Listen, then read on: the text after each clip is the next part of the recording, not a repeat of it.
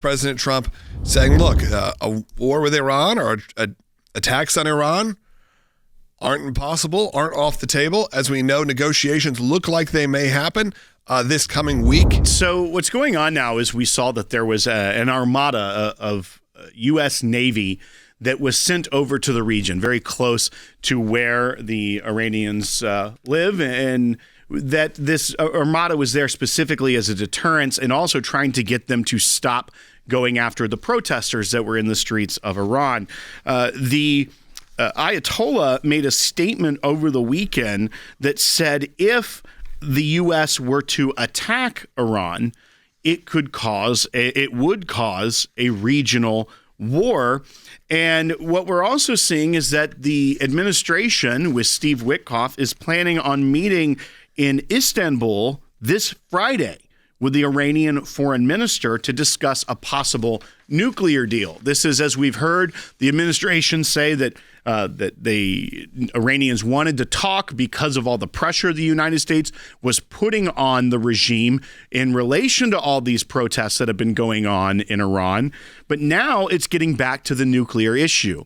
And the armada of the U.S. Navy that is there, some of the most powerful warships, as President Trump said, in the region, on the doorstep of the Iranians, are there as a deterrent to, one, continue going after these protesters, but as well as a backstop if these negotiations were to fail. President Trump was asked about the comment from the Supreme Leader, from the Ayatollah, yesterday at a press gaggle. And let's go ahead and play that for people and hear how President Trump responded. Bite one. On Iran, the Supreme Leader today said that U.S. attack could spark a regional war. Do you have any response to that? Why wouldn't he say that? Of course you're going to say that. But we have the biggest, most powerful ships in the world over there, very close, a couple of days. And hopefully we'll make a deal. If we don't make a deal, then we'll find out whether or not he was right.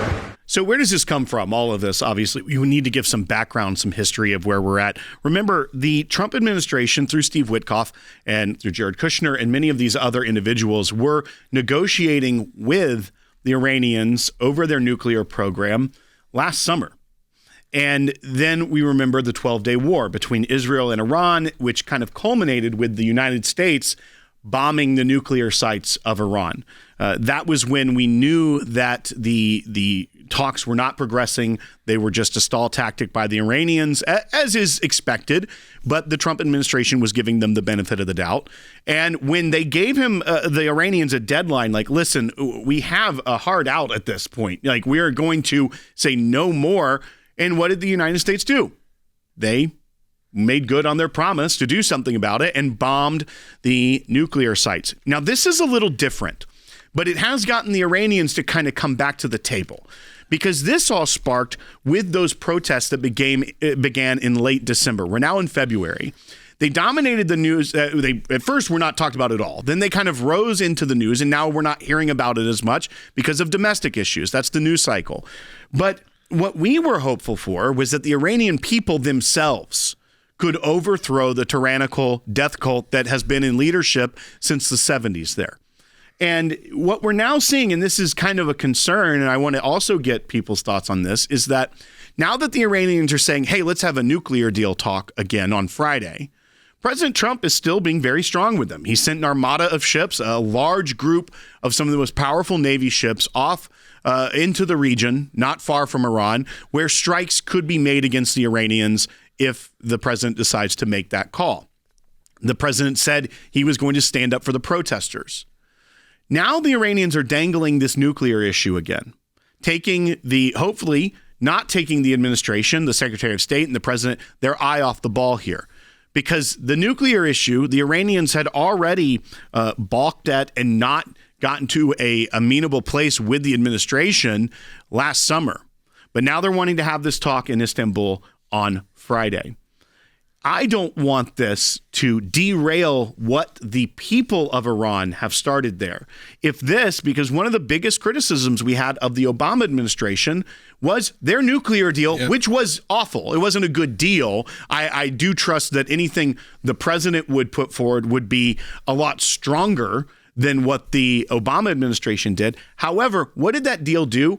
it in a way legitimized the Iranian regime for a lot longer than it should have in the wake of the Green Revolution. And when there's a threat of a regional war, of course, there are shades of a war on terror on this. And there are some people who get concerned. They got concerned with it over Israel and Gaza. You get concerned over it when you start having these moments where America starts to get a little more involved than maybe President Trump ran on. I'm not saying it's the wrong thing. I actually am very much in favor for a new Iran. I think Iran can be a wonderful place under new leadership. So when a deal starts getting struck and people start talking about that, sure, I am all for protecting American lives, protecting troops, but when it starts to go at the potential shelving of a revolution that could lead to an enormous amount of human lives saved in the long run, it is a little concerning. What the Trump administration has long said their demands are of Iran will never agree to. Right. So I really don't think a deal then do we get into war? with that's gonna Iran be is another possible. thing. Right. Well, and once again, that's where President Trump is saying, we'll see if it sparks a regional war. Because it didn't spark a regional war when we bombed your nuclear sites. Is it empty threats? And right. And I think that what you've also seen is how diminished Hezbollah is, how diminished the Houthis are, how diminished Hamas are. The regional war would be from those proxy groups. Hezbollah in Lebanon, Hamas in Gaza, the Houthis in Yemen, and the IRGC. At this point, is that an empty threat from the Ayatollah? Yes, they may try to spark a regional war, but have they lost control of the command of those terror groups? Are those terror groups even willing to die for Iran at this point? And so I think that is where the calculus of the president being strong, sending the Navy there, and putting that threat right on the doorstep of Iran, is that something they even have the capacity at this point to respond to? I am curious what comes out of any sort of meeting on Friday. Sure, there's a level we need to be getting involved or not getting involved, but I don't know if that's just because of our age, because of our upbringing. You have a whole new generation. What historically that meant was military engagement to compel human rights, staying within human rights issues and freedom. The way that President Trump and the administration does it, they have the strong military as the big stick, as Teddy Roosevelt would have said. Yeah. However, that's not always the first move. They don't lead with, we're going to go attack you. Or they may threaten that, but say, but here's how you can do this first. But you've seen the novel ways that this administration has used things like economic strength, economic warfare, so to speak, on many different countries. When it comes to tariffs, when it comes to stopping trade with certain countries, due to either their human rights record or the way that they're treating their own people. That, I think, has been very effective in many areas, and you are starting to see things change in different ways.